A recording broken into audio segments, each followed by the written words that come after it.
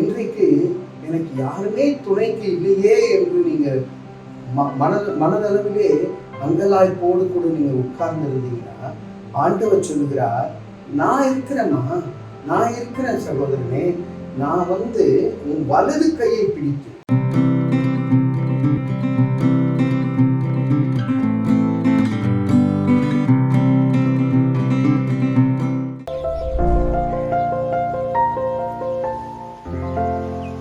பிரியமானவர்களே, ஏசாயா 41வது அதிகாரம் 13வது வசனத்திலே, உன் தேவனாய் இருக்கிற கர்த்தராகிய நான் உன் வலது கையை பிடித்து பயப்படாதே, நான் உனக்கு துணை நிற்கிறேன் என்று சொல்லுகிறேன்.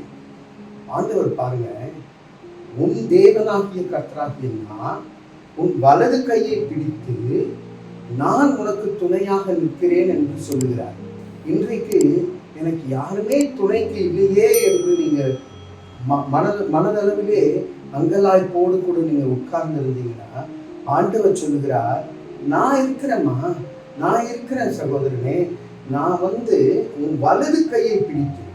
எப்பவுமே இந்த வலது கையை எப்படி நீட்டுவோம்னா, ஹெல்ப் வேணும்னா தான் இந்த வலது கையை நீட்டுவோம், இல்லைன்னா ரொம்ப கம்ஃபர்டபுளாக இருந்தால் இந்த லெஃப்ட் ஹேண்டை நீட்டுவோம்.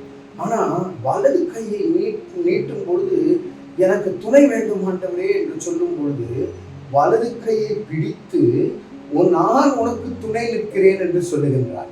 ஆண்டவர் பாருங்க, அவர் வலது கையை பிடிச்சிட்டாருன்னா நமக்கு வேற என்னங்க வேணும்? அவர் வலது கையை பிடித்து நான் உனக்கு துணையாக நிற்கிறேன் என்று இன்றைக்கு சொல்லுகின்றார். யாருமே எனக்கு துணை இல்லைன்னு நீங்க நினைக்கும் போது, நான் உனக்கு துணையாக நிற்கின்றேன் என்று கர்த்தர் சொல்லுகிறார். அயர்லாந்து தேசத்திலே ஒரு பெரிய எழுப்புதல் கூட்டம் நடந்து கொண்டு இருக்கின்றது. அந்த ஊழியக்காரர் பிரசங்கத்தை முடித்து ஆல்டர் கால் பண்ணி கொண்டிருக்கின்றார். எல்லாரும் திரளான கூட்டம் முன்பாக வருகிறது. யாரெல்லாம் சுகம் பெற வேண்டுமோ எல்லாம் முன்னாடி வாங்கன்னு. ஆனா அவர் பார்க்கும்பொழுது அவருடைய கண்கள் ஒரு சகோதரியை பார்க்க நேர்ந்தது. அந்த அம்மா தனியா உட்கார்ந்து இருக்கிறாங்க. ஆனா கண்ணீரோடு அங்கிருந்து கையை உயர்த்தி ஜெபிச்சுட்டே இருக்காங்க.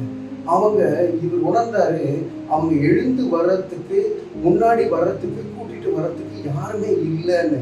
அப்போ ஆண்டவர் அவரை உணர்த்தி, அவர் எல்லாருக்காகவும் ஜெபிக்கிறது போல அவங்களுக்காகவும் ஜெபிக்கிறாரு. ஜெபிக்கும் பொழுது யாரோ கரத்தை பிடித்து தூக்குறதை போல உணர்ந்தாங்க அந்த அம்மா உணர்ந்த பிறகு கரத்தை பிடித்து தூக்கி எழுப்பி ஆண்டவருக்கு முன்பாக சாட்சியாக கொண்டு வந்து நிறுத்தினார். அந்த இடத்துல எல்லா மக்களுக்கு முன்பாக, நான் எழுந்திருக்க முடியாத ஒரு நிலைமையில இருந்தேன், ஆனால் கர்த்தர் என் வலது கையை பிடித்து என்னை தூக்கி நிறுத்தினார் என்று சொல்லி அந்த அம்மா சாட்சி சொன்னாங்களாம். பிரியமானவர்களே, அப்படி அளவுக்கு நம்முடைய வாழ்க்கையிலும் கூட இன்னைக்கு எத்தனையோ போராட்டங்கள் இருக்கலாம், எத்தனையோ சூழ்நிலைகள் இருக்கலாம். இனிமேல் நான் எழுந்திருக்க மாட்டேன்னு சொல்லக்கூடிய நிலைமைக்கு எல்லாரும் சொல்லலாம். ஆனா வலது கையை தூக்கி நிறுத்தும் பொழுது ஆண்டவர் அந்த வலது கையை தூக்கி பிடித்து உயர்த்துகின்ற தேவனாய் இருக்கின்றார். அந்த தேவனிடத்திலே நம்மை என்றென்றைக்கும் உள்ள சதா காலங்களிலும் ஒப்படைப்போம். தலைகளை தாண்டி ஜபத்திலே நம்மை நடத்துவோம். அன்பின் பரலோக பிதாவே, நாங்கள் கர்த்தாவே தனியா எழுந்திருக்க முடியல கர்த்தாவே, ஆனா நீங்க எங்கள் கரத்தை பிடித்து எங்களுக்கு துணை நிற்கிறேன் என்று சொன்ன உங்களுடைய வாக்குத்தத்தத்திற்காக நன்றி செலுத்துகிறோம். என் கரத்தை பிடித்து துணை நிற்க செய்யும்படியாக இயேசுவின் மூலமே ஜெபித்து ஜெயம் எடுக்கிறோம். ஜீவனுள்ள நல்ல பிதாவே, ஆமென், ஆமென்.